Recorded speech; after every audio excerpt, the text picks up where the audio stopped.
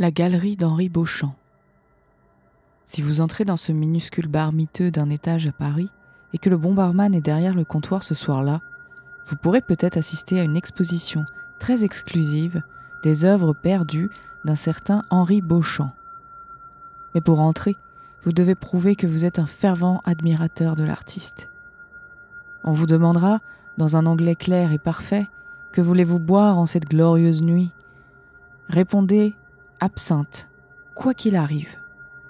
Toute autre boisson, du whisky à l'eau, vous tuera dans votre sommeil. La question suivante portera sur le type de boisson, et vous devez répondre l'une des deux choses suivantes. Le produit que l'homme lui-même n'a pas supporté de prendre, ou le bon produit, la meilleure. Si vous demandez une autre absinthe, de quelque manière que ce soit, vous ferez des cauchemars pendant 13 jours. Le rêve de chaque nuit sera plus horrible que le précédent, jusqu'à ce que, au 13e rêve, votre cauchemar vous suive à chaque instant dans votre vie éveillée et dans votre vie endormie. N'essayez pas de tromper le barman, la porte se ferme derrière vous. Vous devez boire ce qu'il vous donne, que vous soyez condamné ou non. Le fait qu'un homme aussi puissant vous ait accordé une audience devrait suffire. D'ailleurs, j'ai entendu dire que les mourants complimentaient ces boissons lorsqu'ils étaient à l'agonie. Si vous arrivez jusqu'ici avant de sceller votre destin, le barman vous dira « Veuillez la manipuler avec soin. C'est la meilleure que j'ai. » À partir de là, vous pouvez faire l'une des deux choses suivantes. Dire, mot pour mot, « J'ai surestimé ma force d'âme et je vous souhaite une bonne nuit. » Si le barman acquiesce, vous pouvez quitter la porte par laquelle vous êtes entré, indemne et sans rien avoir gagné ni perdu, sauf le temps passé à l'intérieur. Ou vous pouvez continuer. Vous recevrez un verre au bord à 7 côtés, chaque côté s'enroulant délicatement autour de la vasque jusqu'à former une anse simple et élégante. Vous recevrez également une cuillère à absinthe très spéciale, en forme de clé. Les trous au sommet de la clé servent de point d'écoulement pour l'alcool qui se déverse sur le morceau de sucre. Et bien sûr, une bouteille non marquée, dépouillée depuis longtemps de son étiquette, des bouts de papier collés à ses parois, couverte de la pourriture des décennies passées. La cuillère est complètement plate, mais présente deux faces distinctes. L'une avec une rainure sur le long de la tige de la clé, l'autre sans. Tournez le manche vers le bas, de manière à ce que la rainure soit orientée vers le bas également. Si vous tentez de le faire face vers le haut, votre absinthe aura un goût infect, votre nez brûlera et vos yeux se ratatineront dans leurs orbites avec des horreurs indicibles qui ne sont pas de ce monde. Maintenant, si votre cuillère est dans le bon sens, commencez à préparer l'absinthe comme vous le feriez. Mettez le sucre sur la cuillère et versez l'alcool dessus pour qu'il prenne sa couleur et ses qualités spéciales. Dites santé à votre ami le barman et levez la tête.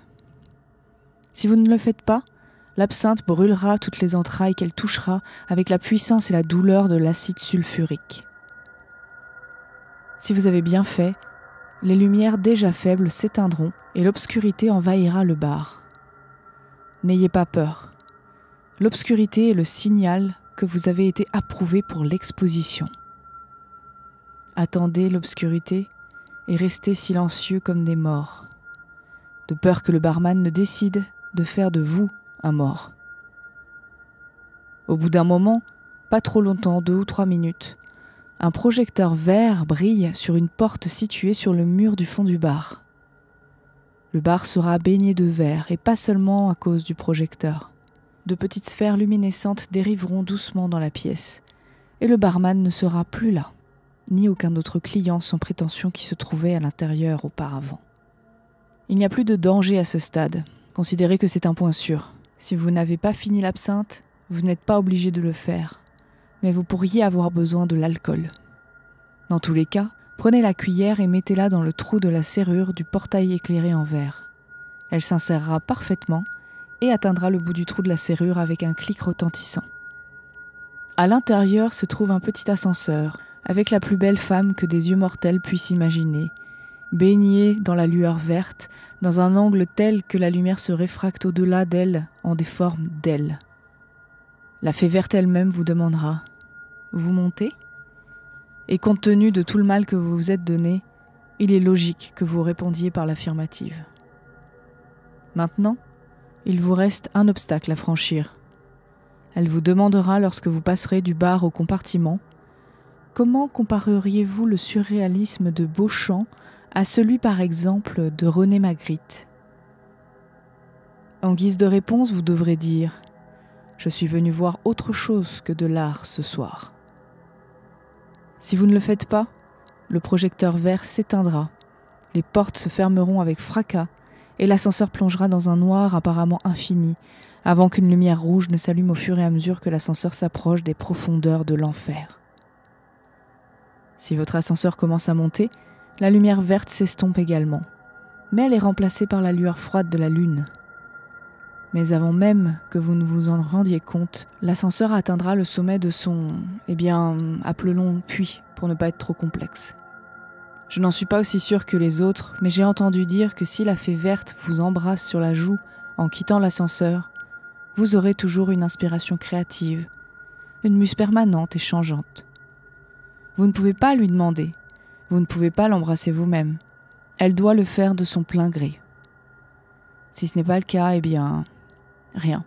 Mais aucune raison de le faire de toute façon et de mettre en colère la femme qui est responsable de la conservation des tableaux de Beauchamp depuis tant d'années. Depuis l'ascenseur, vous entrez dans un salon du début du siècle avec une grande représentation d'Henri Beauchamp sur le côté gauche du mur opposé. À droite, il y a une porte. Prendre le temps de lire l'affiche est une bonne idée, car elle explique l'importance même de M. Beauchamp. Il s'agit d'un surréaliste des années 1920 qui s'efforçait de créer des œuvres d'art libres de toute préméditation, ce qu'il a réussi à faire. Après une nuit passée dans un minuscule bar miteux d'un étage à Paris, il a commencé à peindre des motifs.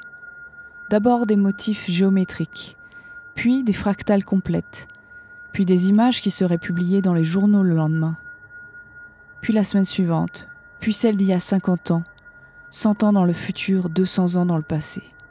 Puis, lors de la dernière nuit de sa vie, il a enlevé 3 jeunes filles chez elle, les a assassinées et a peint ses plus beaux chefs-d'œuvre en rouge et jaune avec le sang et la bile des vierges. Il s'est suicidé immédiatement après en avoir peint exactement 13. Ces toiles se trouvent derrière la porte.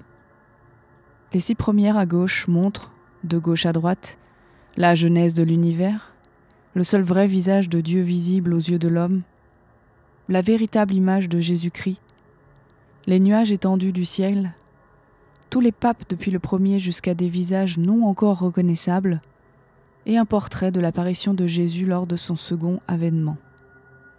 Les 6 autres, à droite, montrent de droite à gauche le cataclysme de l'univers, le seul vrai visage de Satan visible aux yeux de l'homme, la vraie image de Judas, les flammes tentaculaires de l'enfer, tous les démons incarnés depuis le premier jusqu'au visage encore non reconnaissable, et un portrait de l'Antéchrist lors de son second avènement.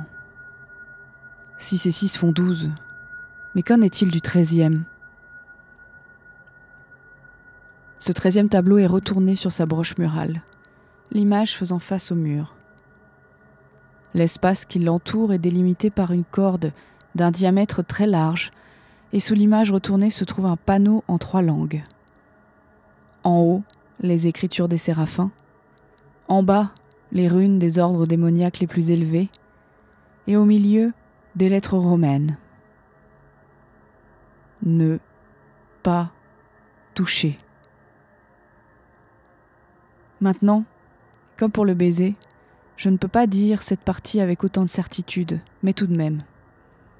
J'ai entendu dire, d'une manière ou d'une autre, alors qu'il mourait, que Beauchamp a écorché sa peau, ses organes, son âme même, pour en faire une sorte de collage. Je ne saurais dire comment il a pris son cadavre pour créer un chef-d'œuvre aussi horrible, et je n'oserais jamais le faire. Alors, si vous y arrivez, peut-être pourriez-vous retourner la toile et me le dire un jour ? Vous pourrez alors me le raconter autour d'un verre. Alors, on y va quand ? Si vous appréciez ces histoires, partagez votre engouement en aimant la vidéo et abonnez-vous à la chaîne pour suivre les prochaines. J'en ai quelques-unes d'étonnantes pour la suite.